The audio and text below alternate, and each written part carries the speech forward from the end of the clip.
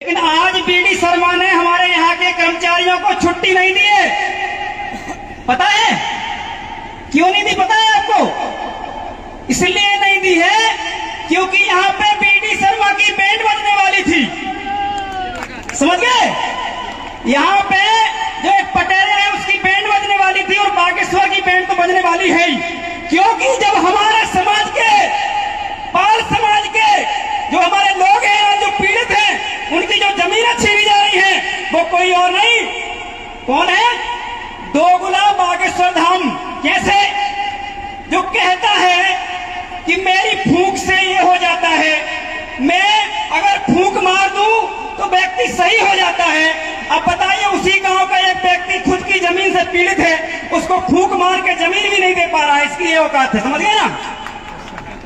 साथियों, इस मध्य प्रदेश के अंदर जो बीडी शर्मा है, लोग कहते हैं यार तुम ब्राह्मण नेताओं को क्यों बोलते हो? तो मैं तुम्हें कहानी बता देता हूं, थोड़ा शांति सुन लेना आप लोग। जब 1977 में मोरारजी देसाई की जो नारायण जो थे, उनकी सरकार बनी थी, उसमें काका कालेकर की जो रिपोर्ट है वो लागू करने की बात की गई थी। तो मोरारजी देसाई भाई ने क्या किया? कहा कि हाँ हम लागू करेंगे। लेकिन जब बाद में सरकार बन गई और हमारे पिछड़ा वर्ग के लोग जब एक मंत्रिमंडल बना के गए, तो आप जानते हो कि हम नाम क्यों लेते हैं बीडी शर्मा का? क्योंकि ब्राह्मण वो भी थे, मोरारजी देसाई भाई। उन्होंने क्या किया कि हम बाद में करेंगे, ये रिपोर्ट पुरानी हो गई है। पिछड़ा वर्ग के साथ वहां भी एक ब्राह्मण ने षड्यंत्र किया।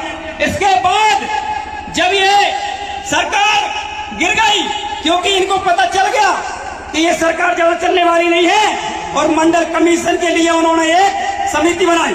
बीपी मंडल वहां के अध्यक्ष बने उस समिति के, और 52% जो 1931-32 में जो हमारी जनगणना थी, उसके हिसाब से हमें अधिकार देने की बात की गई साथियों।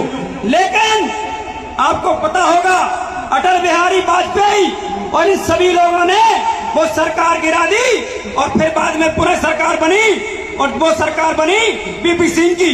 तो हर जगह जहां भी आप देखेंगे, ब्राह्मण समाज के नेताओं ने ओबीसी समाज के हक अधिकारों का हनन किया है, विरोध किया है, और पीछे से पार करने का काम किया है। एक ही सरकार बनी थी एच.डी. देवगौड़ा की। पता है आपको, एच.डी. देवगौड़ा जी ने एक भी ब्राह्मण समाज का मंत्री नहीं बनाया था। मैं आपको बता रहा हूं साथियों, एक भी। ये था ओबीसी नेता प्रधानमंत्री, लेकिन उनकी सरकार भी नहीं चलने दी साथियों। मैं इसलिए कह रहा हूं, हमारा किसी ब्राह्मण से कोई विरोध नहीं है। अगर बाकी ब्राह्मण समाज में दम है फूंक मारने की, नेतागिरी की, किसी प्रकार की, हमको ये मंच लगाने की जरूरत नहीं है। आप जैसा बिना आंदोलन के ईडब्ल्यूएस आरक्षण लागू करवाए हो, बिना डाटा के ईडब्ल्यूएस आरक्षण लागू करवाए हो, उसी तर्ज पे हमारे ओबीसी समाज को हिस्सेदारी दे दीजिए। कोई आंदोलन हम नहीं करेंगे साथियों। लेकिन बीडी शर्मा और इनके समाज के लोग ऐसा नहीं करेंगे, क्योंकि अघोषित विधायिका में ये लोग इमरजेंसी बना के सत्ता में बैठे हैं। मतलब जो कार्यपालिका है, अघोषित सरकार, ये लगातार आप लोग कह रहे यहाँ नहीं आए हमारे लोग, यहाँ बहुत लोग आए हैं। पहला कार्यक्रम है, अगर 4-5 हजार लोग आपके आए हैं, तो ये वो लोग हैं जो बाबा साहेब भीमराव अम्बेडकर को मानने वाले, ज्योतिबा फुले को मानने वाले लोग हैं साथियों। क्रांति चरम ले चुकी है। यहाँ पर अमित शाह का पीएम मिश्रा रहता है। मुझे मालूम है ये बीडी शर्मा ने क्यों किया है, क्योंकि पता था कि बीडी शर्मा की कल कुर्सी चली जाएगी अगर ये कार्यक्रम ज्यादा सफल हो गया साथियों तो। लेकिन हम डरने वाले नहीं है, हमारा कार्यक्रम सफल हो गया। एक व्यक्ति को पता चल गया कि आज रविवार को इसलिए कार्यक्रम है क्योंकि नौगांव में ओबीसी महासभा के शेर दहाड़ने वाले हैं साथियों। ये कम नहीं है, ये हमारा बहुत बड़ा सफल कार्यक्रम हुआ है कि एक तरफ हम दहाड़ के जा रहे हैं और दूसरी जगह दोगुला हमारे समाज के लोगों के काम करवाने जा रहा है। उसमें ही हम काफी खुश हैं साथियों। हाँ, दोगुला ही है ना? अरे दोगुला नहीं है तो बताइए मुझे, ईडब्ल्यूएस आरक्षण सुना आप लोगों ने? ईडब्ल्यूएस आरक्षण में ओबीसी एसटी एससी के लोगों का जो कट ऑफ है वो ईडब्ल्यूएस आरक्षण जो है ओबीसी और एसटी के उनका कट ऑफ ज्यादा है और ईडब्ल्यूएस आरक्षण का कट ऑफ कम है। अब बताइए, एक भी आदमी ब्राह्मण समाज का ऐसा मिला तुम्हें कि ओबीसी से कम नंबर है, एसटी से कम नंबर है, एससी से कम नंबर है और हमारे विकलांग भाइयों से भी कम कोटा वाले ईडब्ल्यूएस बन रहे हैं? साथियों, ये आप समझने का प्रयास करें, लेकिन एक भी ब्राह्मण समाज का व्यक्ति इस आरक्षण का विरोध करने नहीं आया। साथियों, ये 70 साल से हमारे ओबीसी आरक्षण का विरोध कर रहे हैं।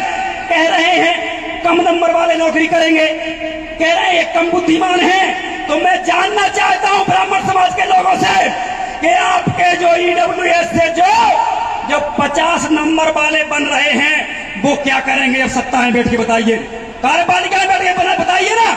लेकिन ये दोगले चुरकुट लोग हैं, अपने लोगों को किसी भी रास्ते से घुसाने का काम करते हैं और हमारे समाज को रोकने का काम करते हैं। साथियों, हमारी जनगणना रोकने का काम 70 साल से लगातार नेहरू से लेके चाहे आपकी जो भी कांग्रेस बीजेपी की सरकार रही हो, लगातार इन लोगों ने किया है। साथियों, लेकिन डरने वाली बात नहीं है।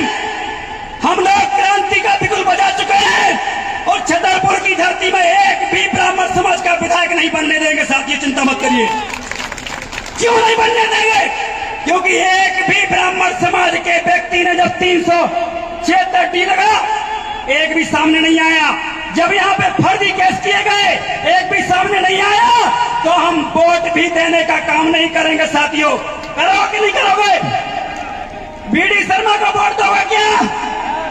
तो साथियों, इनको यहाँ से अब चलता बनाना है। एक बात और कहूंगा मैं, हमें आप लोगों को पता होना चाहिए 13%, क्योंकि 27% आरक्षण दोगुने सब है, कांग्रेस के हो चाहे बीजेपी के। कमलनाथ ने भी वही किया था कि 27 दे दिया और अपने वकीलों को खड़ा ही नहीं किया।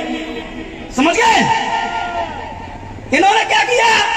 हम लोग 147 दिन सागर पीली कोटी पे ओबीसी महासभा ने धरना दिया तो हमें 27% आरक्षण सिर्फ कागजों में देके चला गया कमलनाथ। साथियों, और जब ये कोर्ट चला गया तो इस पे स्टे लगवाने का काम कोई और नहीं, ब्राह्मणों ने किया है। साथियों, इसलिए ये लोग कहते हैं कि ब्राह्मण का नाम क्यों लेते हो? क्योंकि सबसे ज्यादा हमारा अगर विरोध कोई करने वाला काम करता है तो ब्राह्मण समाज के लोग करते हैं। साथियों, बताइए, करते हैं कि नहीं करते? हमारे आरक्षण का विरोध कौन करता है? लेकिन ईडब्ल्यूएस आरक्षण का वही ब्राह्मण लोग क्या कर रहे हैं? सपोर्ट कर रहे हैं। जबकि सबसे कम नंबर वाला अब वो टीचर बनेगा, तहसीलदार बनेगा, कलेक्टर बनेगा। ये दोगुनी चौरकुट वाली राजनीति अब सामने आने लगी है, क्योंकि हमारे लोग ये जानने लगे हैं कि हम बाबा साहब भीमराव अम्बेडकर के अगर विचारों पे नहीं चले तो ऐसे ही कुचले जाएंगे जैसे धनोरा जी को कुचला है। अब धनोरा जी क्या है? बीजेपी पार्टी में, प्रीतम सिंह बीजेपी पार्टी में ये लोग थे। इनको लगता था अखंड भारत बनाएंगे, हमारा भी कुछ होगा। लेकिन जब अखंड भारत की हैसियत की बात आई और इनको जब मिलने वाला रहा तो लात मार के बाहर कर दिया। साथियों, बुरा मत मानना। मैं कहना चाहता हूं पिछड़े वर्ग के नेताओं से, आप आखिर गुलामी बीजेपी पार्टी कांग्रेस में कर क्यों रहे हो? अगर आप में हिम्मत है तो वहां बोल के दिखाइए। कांग्रेस के विधायकों को बोलिए, अगर वाकई तुम ओबीसी आरक्षण दिलाना चाहते हो तो अपने 5 ओबीसी के विधायकों को भोपाल में धरने में बिठा के बताइए। साथियों, है क्या? अगर पिछड़ा वर्ग बीजेपी अगर हिम्मत है, अगर मोदी अटल बिहारी को मानने वाले हो तुम, तो मैं कहना चाहता हूं 5 लोगों को, बीजेपी के पुष्पमन सिंह को या यादव जी को या उस्मा पटेल जी को, इनको बिठा के बताइए अनिश्चितकालीन धरने पे। ये नहीं बिठाएंगे। सर, क्यों नहीं बिठाएंगे? क्योंकि शासन सत्ता को, सिस्टम को कंट्रोल करने वाला अगर कोई है तो सिर्फ ब्राह्मण समाज के लोग हैं और ये सारा कंट्रोल अपने हाथ में रखते हैं। ये सिर्फ और सिर्फ क्या करते हैं? दरी चटाई झंडा उठाने का काम करते हैं। इन्होंने बोल दिया हुआ तो इनने हुआ बोल दिया और बस जानते हो तो यही करते कि नहीं करते? बताइए। और जातिगत संगठनों में जाना बंद करिए। मुझे पता है आज कई कार्यक्रम यहाँ पे ऑर्गेनाइज किए गए, उनमें अनुप्रिया जी पटेल को बुलाया गया। मैं जो पटेल समाज के लोग हैं बुरा मत मानना साथियों।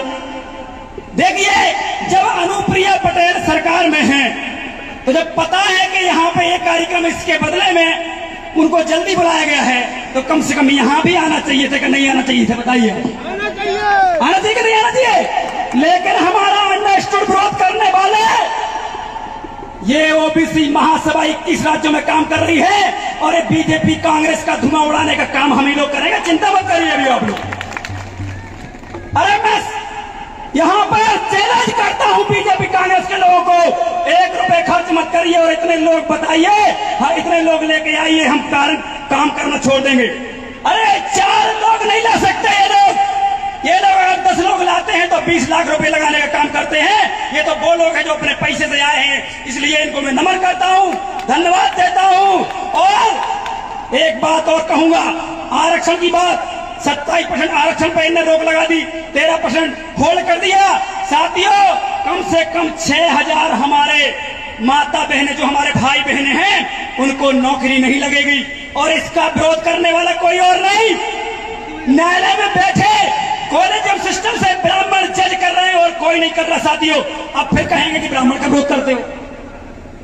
भाई जहां देखो वहां आप ही हमारा विरोध करते हो, हम तो सिर्फ नाम लेके बता रहे हैं कि आप ये हमारा विरोध करते हो। इसलिए इस देश के अंदर क्रांति का बिगुल बच चुका है। नौगांव में कभी ओबीसी महासभा या पिछड़ा वर्ग के नाम पे 20 लोग इकट्ठे नहीं हुए हैं, यहाँ 5000 की संख्या इकट्ठी हुई है, कम नहीं है साथियों, हमारे लिए कम नहीं है। लेकिन साथियों एक बात कहूंगा, बागेश्वर धाम पाखंड फैलाने का काम कर रहा है। मैं छोटी सी बात कहूंगा, एक पेड़ अगर सूख गया है, क्या बागेश्वर में हिम्मत है कि उसको एक फूंक मार के उसमें पत्ते लाके दिखाए? है क्या? बताइए, है किसी में? एक कुएं में पानी नहीं है, अगर है हिम्मत उनमें तो वो पानी लाके दिखाएंगे। बताइए, हाथ खड़ा करके बताइए ना भाई। अगर किसी का पैर नहीं है, जन्म से किसी का पैर नहीं है, तो क्या फूंक मार के वो पाखंडी उसका पैर लाने का काम करेगा क्या? बताइए।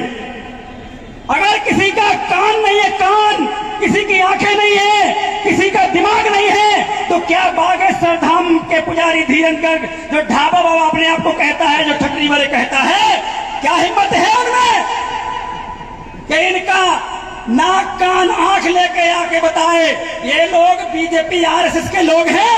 ये थोड़ा सा ये जो दिमागी जो आपकी बुद्धि का क्या संचार होता है उसको समझ लेते हैं। और आपको मैं बता देता हूं, जैसे मान लो इस विधानसभा में 4 लोग हैं जिनको लड़ना है ओबीसी के, समझना बात को। अब वो 4 लोग हमारी टीम के पास आएंगे तो हम क्या बोलेंगे? एक मान लो एक आ गया तो एक पहले वाले को हम बोलेंगे अच्छा काम कर रहे हो लेकिन लगे रहो, ठीक है ना?